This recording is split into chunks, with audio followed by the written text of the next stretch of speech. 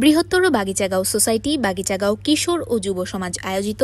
কুমিল্লা আইনজীবী সমিতির নবনির্বাচিত সভাপতি অ্যাডভোকেট মোস্তাফিজুর রহমান লিটনকে উষ্ণ সংবর্ধনা প্রদান ও ইফতার মাহফিল অনুষ্ঠিত হয়। ২৬শে মার্চ বুধবার সন্ধ্যায় দক্ষিণ বাগিচাগাঁও আনুভিলা সংলগ্ন এলাকায় এই সংবর্ধনা ও ইফতার মাহফিল অনুষ্ঠিত হয়। অনুষ্ঠানের সংবর্ধিত অতিথি হিসেবে উপস্থিত ছিলেন কুমিল্লা আইনজীবী সমিতির নবনির্বাচিত সভাপতি সাবেক পিপি অ্যাডভোকেট মোস্তাফিজুর রহমান লিটন।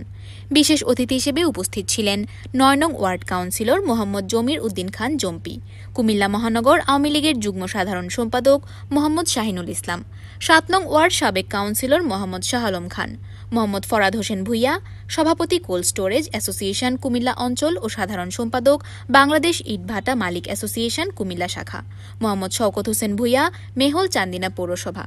বিশিষ্ট ব্যবসায়ী ও সমাজসেবক আলহাজ রুহুল আমিন ভূঁইয়া, ১ নং বাগমারার উত্তর ইউনিয়ন চেয়ারম্যান মোহাম্মদ আবুল কাশেম, বুড়িচং সদর ইউনিয়নের সাবেক চেয়ারম্যান মোহাম্মদ শাহ আলম, মোহাম্মদ গোলাম জিলানি, সাবেক চেয়ারম্যান সদর, বীর মুক্তিযোদ্ধা বাবু গুণেন্দ্র চন্দ্র রতন, সভাপতি দক্ষিণ বাগিচাগাঁও উন্নয়ন ও সংস্কার কমিটি, মোহাম্মদ সিরাজুল হক, সাবেক সভাপতি কুমিল্লা সমবায় সমিতি,